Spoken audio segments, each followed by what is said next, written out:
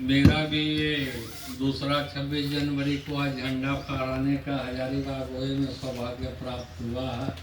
आप लोगों ने जो सम्मान दिया है उसके लिए मेरी ओर से बहुत बहुत सादर नमन।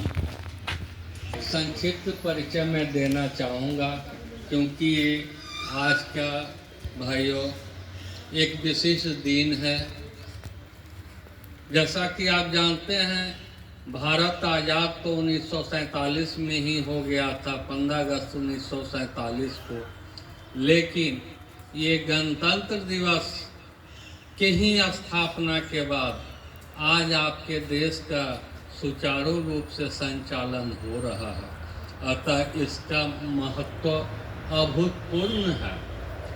तो जहाँ तक इसके संक्षिप्त परिचय की बात है तो गणतंत्र दिवस की अवधारणा कहाँ से उत्पन्न हुई, किस जगह से आई, कैसे हम लोग आत्मसात किए गए, हमारे देश में इसका आत्मसात किया गया। तो इसका मुख्य ये है कि 26 जनवरी 1930 को कांग्रेस के अधिवेशन में पूर्ण स्वराज्य की घोषणा की गई थी और वहीं से गणतंत्र की परिकल्पना की गई, जिसका कि पूर्ण रूपेण अगर देखेंगे तो 1946 से 26 नवंबर 1949 तक संविधान समिति के द्वारा 26 नवंबर 1949 को संविधान को अंगीभूत किया गया और साथ ही साथ 26 जनवरी 1950 को भारत को स्वतंत्र गणराज्य के रूप में अंगीकार किया गया। यहाँ पे गणराज्य की बात जब आती है तो ये भी समझना होगा कि आखिर गणराज्य का औचित्य क्या है। गणराज्य का मतलब गण मतलब जन समूह और राजतंत्र मतलब प्रणाली। ये जो सरकार है जो आज हमारे देश में गणतंत्र की स्थापना हुई है, ये जनता के हित में, जनता के द्वारा, जनता के प्रतिनिधित्व से बनाई गई सरकार है। अर्थात आपके राज्य के मुखिया किसी राजवंश के नहीं, किसी धर्म के प्रतिनिधि नहीं, किसी जात समुदाय के प्रतिनिधि नहीं, वो जो भी हैं वो हमारे आपके द्वारा चयनित प्रतिनिधित्व करते हैं। जिस तरह से इसका समावेश प्रत्यक्ष या अप्रत्यक्ष चुनाव के माध्यम से किया जाता है। जैसा कि आपके यहाँ राष्ट्रपति का चुनाव अप्रत्यक्ष माध्यम से होता है और देखा जाता है कि यहाँ कहीं भी वंशागुण चीज नहीं है।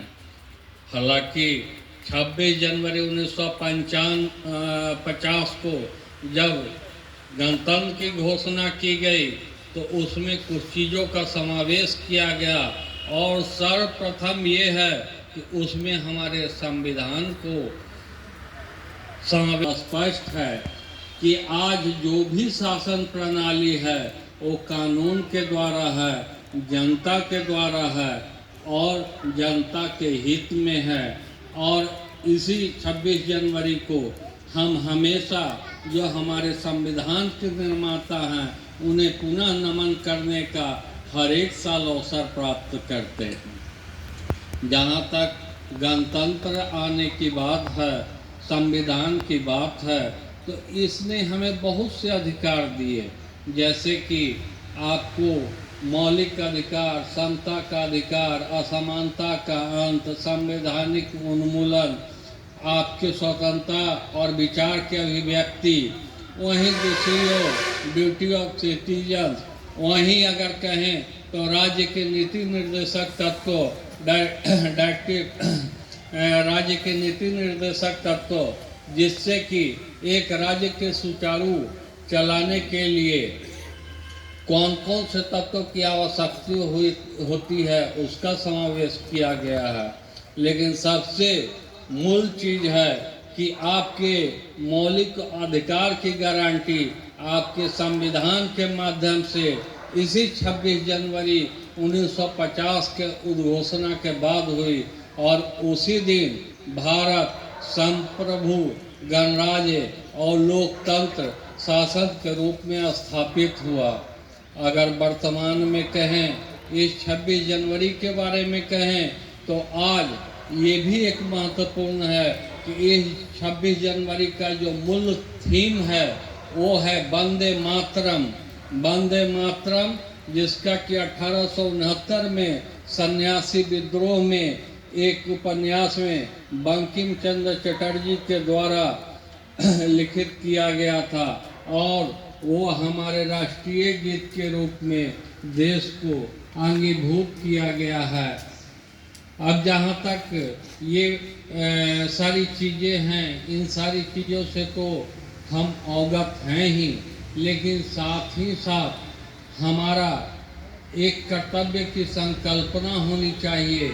जिस तरह से संविधान हमें एक कर्तव्य का बोध करवाता है, उसी तरह से हमें अपने कार्यस्थल पे एक कर्तव्य की संकल्पना एक अनिवार्य जरूरत सी प्रतीत होती है।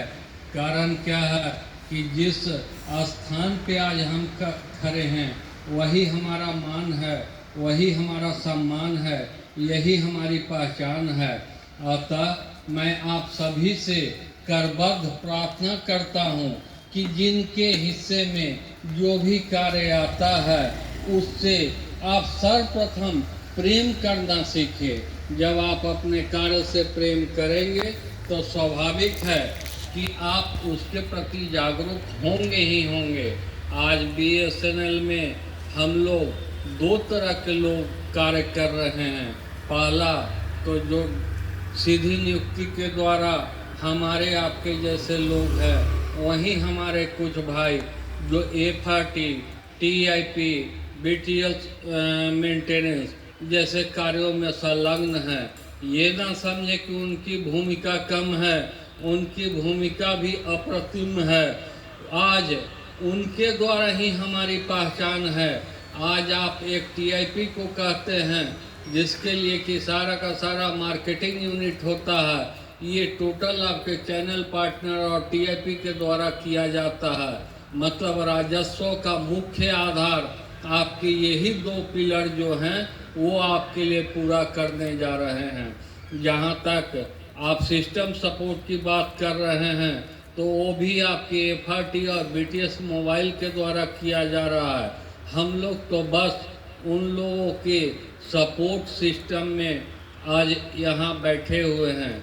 इसलिए ये 26 जनवरी को आज मैं सारे लोगों से प्रार्थना करता हूँ कि हजारीबाग आपकी पहचान है और यही हजारीबाग इस देश का एक अंग है। आपके द्वारा हल्का सा थोड़ा सा प्रयास प्रेम भाव से, लगाव से, आपके अंदर की भावना आपके कार्य से जुड़ जाती है तो निश्चित हजारीबाग का नाम चमकेगा और हजारीबाग का नाम चमकेगा तो आप खुद में गौरवान्वित होंगे। और भारत के नागरिक होने के कारण आपको हमेशा इस चीज़ का गर्व होना चाहिए कि आपके द्वारा देश हित में, कार्य हित में कुछ आपके द्वारा कंट्रीब्यूशन किया गया है। मैं फिर से एक बार सारे लोगों को, सभी लोगों को अपनी ओर से अभिनंदन और बधाई, और मैं कोशिश करूंगा कि जिस तरह से आज हम लोग सारे जो भी हमारे अंग हैं, चाहे TIP हो, FRT हो, BTS मोबाइल हो, हमारे अपने स्टाफ हों, सारे की सहभागिता से आज कम से कम 15 अगस्त और 26 जनवरी के बाद 15 अगस्त के बाद आज 26 जनवरी को हम महसूस कर रहे हैं। हम ये कभी नहीं ऐसा हमको महसूस हुआ कि आज मैं अपने परिवार से दूर यहाँ अकेला हूँ।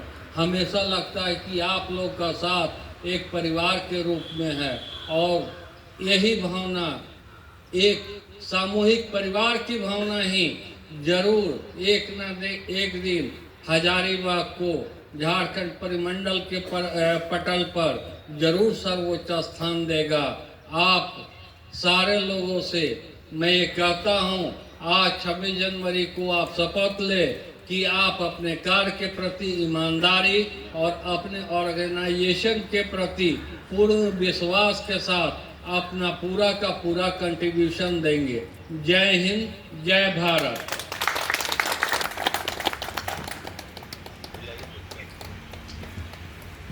सारे बच्चों को भेजिए ताकि राष्ट्र कुछ